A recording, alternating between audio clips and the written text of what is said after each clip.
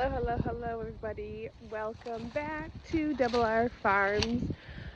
I am so excited to answer some really tough questions that people have had. They have text or emailed the lady that has sold us our property, wanting to know how we are managing.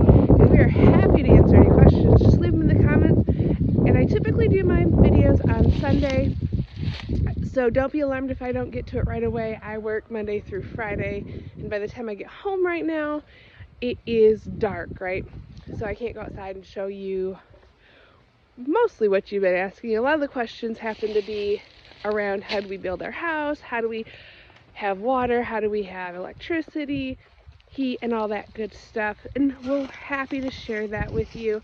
Today, I'm going to show you how we have our energy, but before we start on that, I want to show you some things that we are working on today.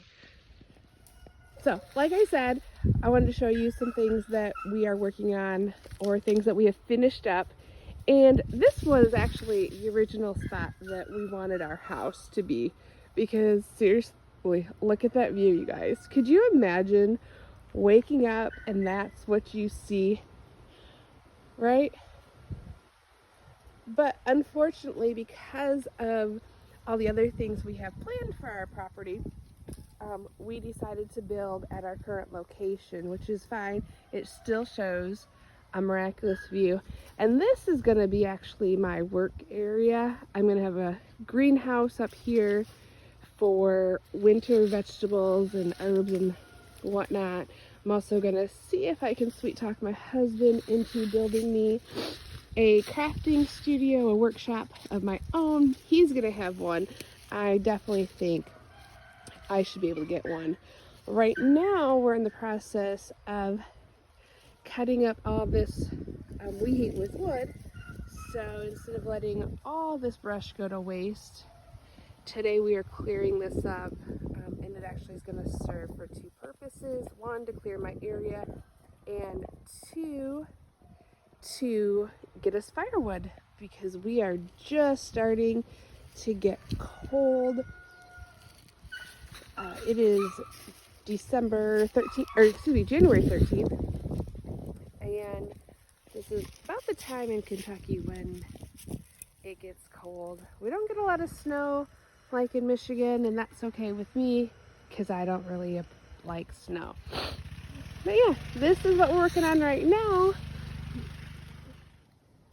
Our biggest project, besides the housing for ourselves that we've undertaken, is our pig lot.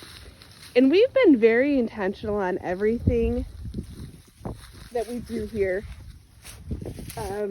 Since we started, we're getting more intentional and thinking things through a lot. But we chose this property because of the rock, right? If you are new, let me tell you, my pigs are like, I just love them, right? So we knew that we wanted a place for our pigs to be able to roam, grow, be happy, healthy pigs. And so there's lots of acorn trees in here, or oak trees, I guess is what you're called. They drop acorns. So in the summer and fall, we'll be able to substitute the pig's food with the acorns, right? But we just finished this up within the last week or so, and the pigs have been down here now for a week, and they, as you can see, are tearing it up, right? So let me just walk around here and show you what we've done. So next to our house, this is the most expensive project that we've taken so far, and it was expensive because we had to buy everything brand new. We didn't see anything on any of the marketplaces that we wanted, so we just outright bought all the pieces that we needed for this project. As you can see, we used the rocks for one side of the enclosure, and then you've got the red, or not the red, we've got the metal and plastic pieces. We've also used the trees because most everything in our property has got to have dual purpose, right? Even the trees. So Tater Tot might get shocked here. I don't think it's working. So here is this. We're actually gonna bring down their old pig house. Isabel, no! Out! So apparently my electric fence isn't working, so I'll have to check that out here in a minute. But here this is.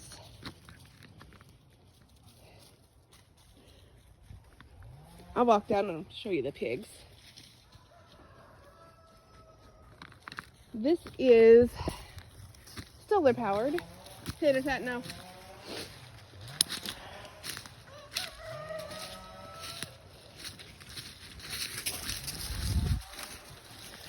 Right? So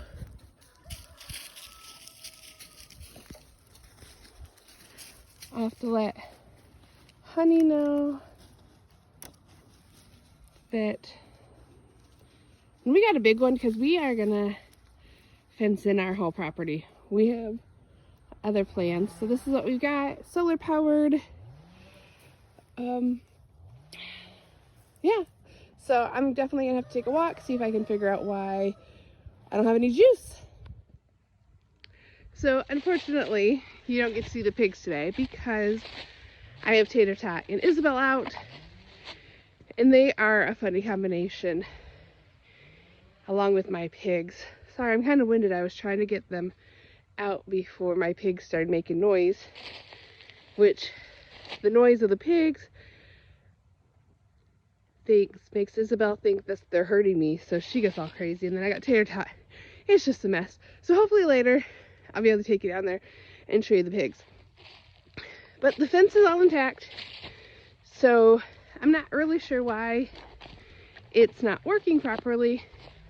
I'll have to let Ronald go and check it out. And that's the one thing that we've learned the last few days. When it rains, it pours, right? So we start off with our main truck, our 4x4, breaking down. It got stuck and it got broken. So then we had to spend extra money to have somebody come tow it out. Luckily, we were able to get them to widen our driveway and do some stuff for us. It didn't really cost that much extra. We paid for 2 hours and they towed our car out for free, right? So that was cool. Then yesterday, our work tractor, which is this little 4112, I think is what it is, by John Deere, that got stuck and then it broke. So in homesteading, in farming, I really think it's one thing after another. But once we break this cycle of bad luck, right, we will be able to start another cycle of really good luck. Again, when it rains, it pours, and when it shines, there's rainbows. It's just part of life. And the one thing that we've learned is you just got to roll with it. So the biggest question we have is, how do we have power at our property, right? So we've looked into solar power, and originally that was the plan. We would use a generator until we figured out the whole solar power thing, and then we go completely solar and have the backup generator. Well, unfortunately, we looked into going solar, and it's way more expensive and not a lot of benefit that everybody makes it sound to be. Saw these big tech companies that say go solar, go solar. You can't go solar. We figured out that just to get the system, it was going to cost us in excess of over 10 grand. I don't know about you, but most people don't have 10 grand just laying around to convert their whole home into solar. And that's why I think when people go solar, they're still connected to the power grid, because you can't go 100% solar and make it affordable. So not only are you paying for the panels and all the things that go with it, right? Every year you're going to have to replace your batteries, maintain it, which everything takes maintaining, but maintaining solar is super expensive, and it's just something that we didn't feel we would benefit from. So right now, what we have going in our house all the time, why we need our power source 100% of the time, is our fridge. We did look into a propane powered fridge, but we couldn't find one where we lived, and food's kind of important to us, right? So that's why we bought an electric fridge, and why we have to run our generator 100% of the time. What we got here is a 4,375 watt starting, 3,500 watt running Predator generator.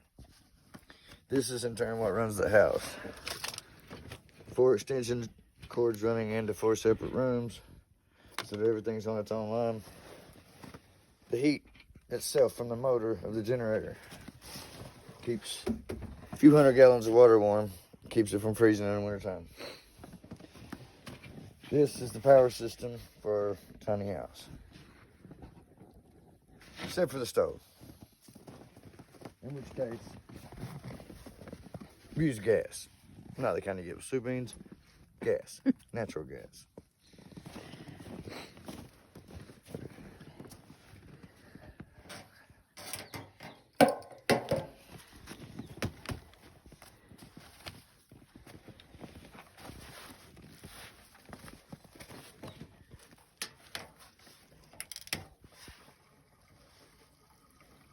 Just want to top it off.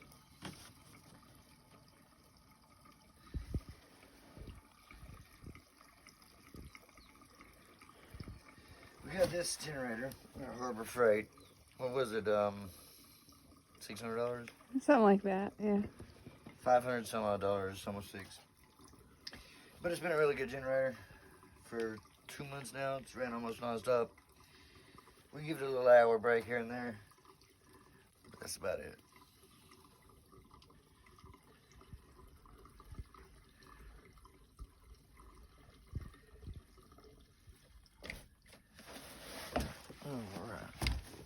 Yeah. Meow. Meow. We'll turn it on. Might not need choke. Oh, I almost did.